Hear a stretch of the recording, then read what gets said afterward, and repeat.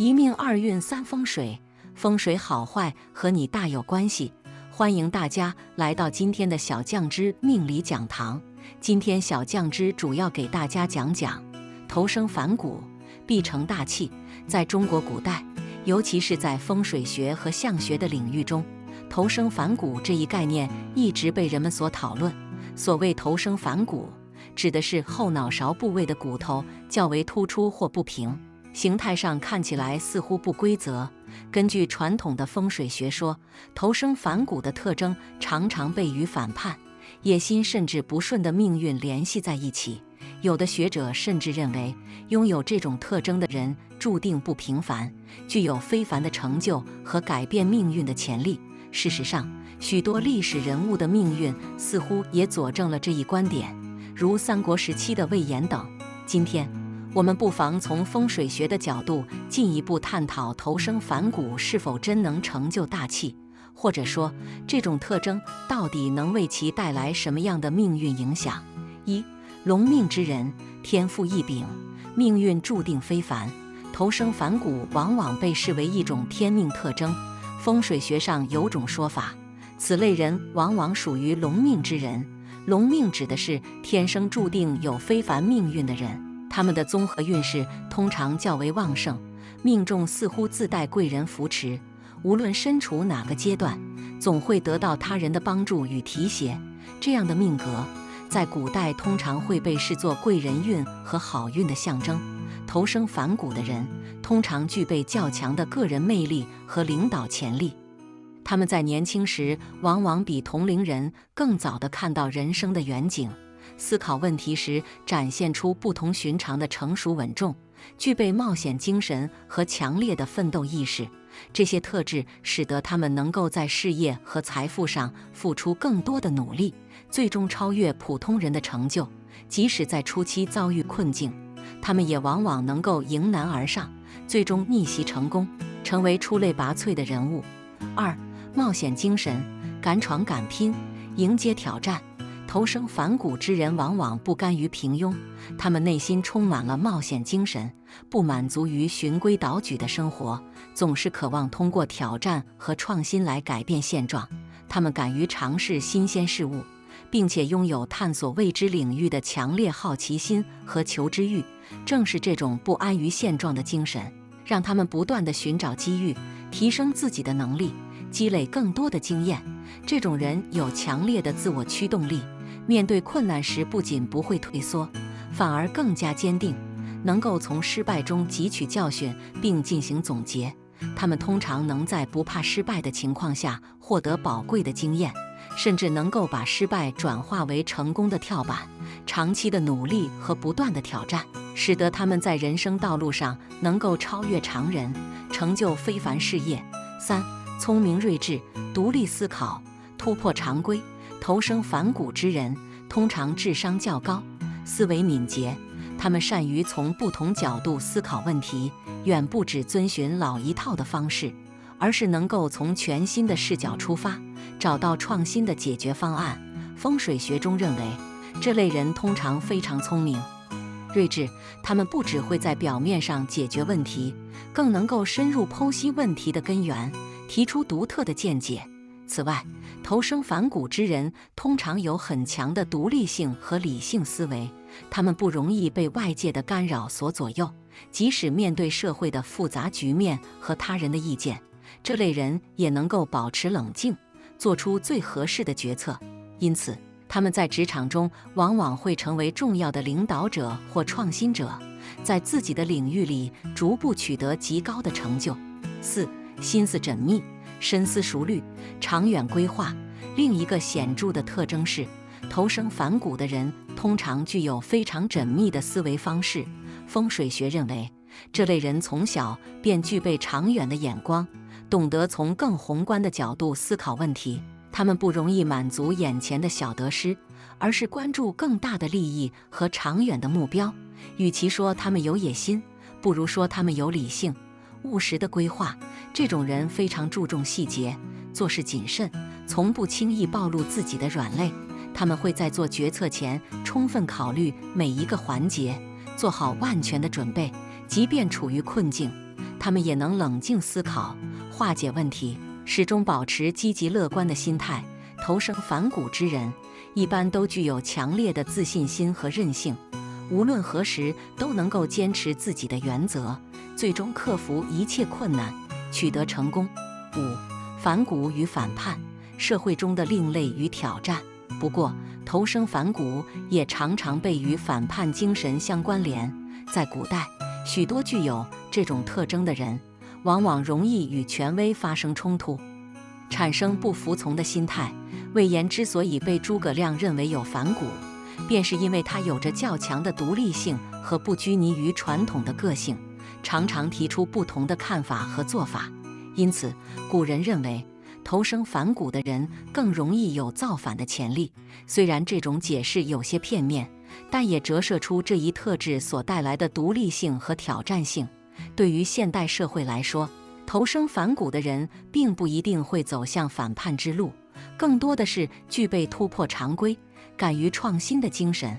无论是在职场还是创业领域，这种反叛精神实际上意味着敢于挑战传统模式，寻求新的机会。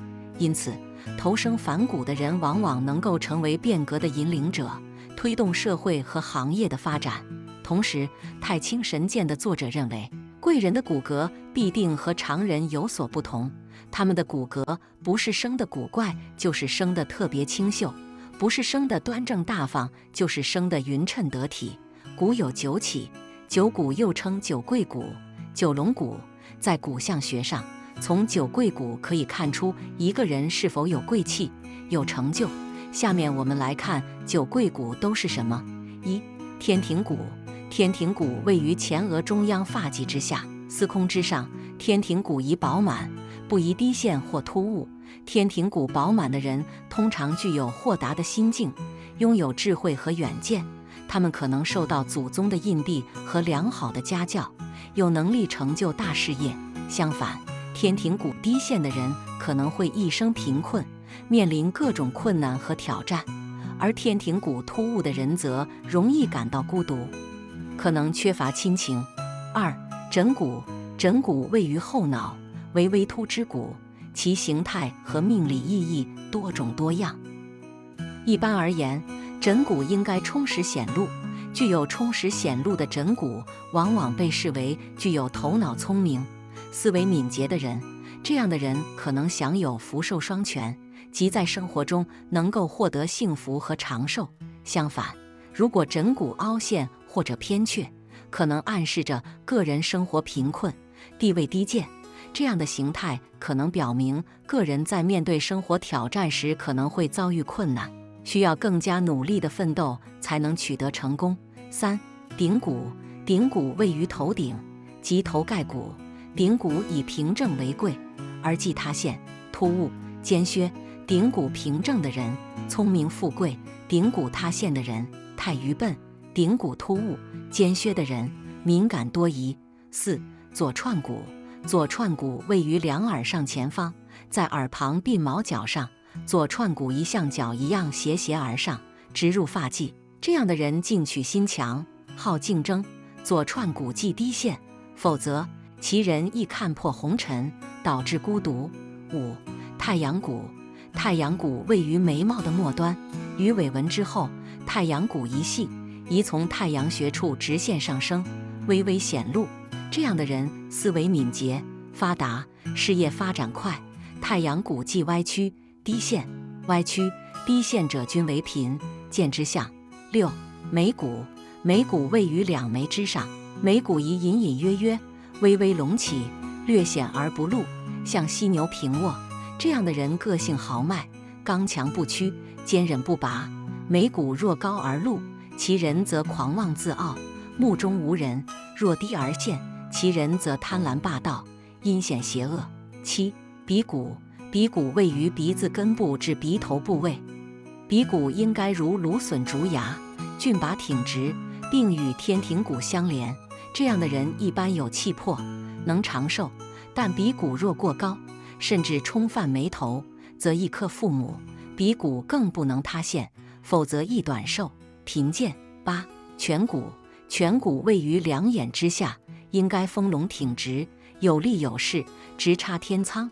这样的人一般聪明睿智，能为官，但颧骨若过于突出，紧贴眼尾，其人则情绪冲动，易暴躁，而且无子孙后代。9. 项骨，项骨位于项部后面，连接着头颅和脊椎骨。项骨应该有肉，平伏而厚实，这样的人身体健康，头脑发育良好，一生富贵安康。项骨若薄而无肉，或是过于突出，君主贫贱之命。这9骨中，头颅之骨以天庭骨、枕骨、太阳骨为主，面部之骨以眉骨、颧骨、鼻骨为主。古代相学认为，如果拥有一骨且完美的人，便不会贫穷；如果6骨齐全且完美的人，一定会做高官。此外，还有寿星骨，又名罗汉骨，位于耳兰后面，多呈圆形，主长寿。扶桑骨位于太阳穴，主富贵。金城骨又名五柱骨，位于印堂，如5个指头插入发髻，主富贵。天柱骨位于印堂，主官运。君骨由日月角耸直耳部，主高官等等。当然，头部的骨骼并非都是好骨骼，其中也有一些劣骨，比如1. 浮隐骨。浮隐骨和反隐骨都具有直路分节、3曲或2曲的特点。这种骨相通常被解读为主要面临着劳碌和挫折，可能会离开家乡，破家远行。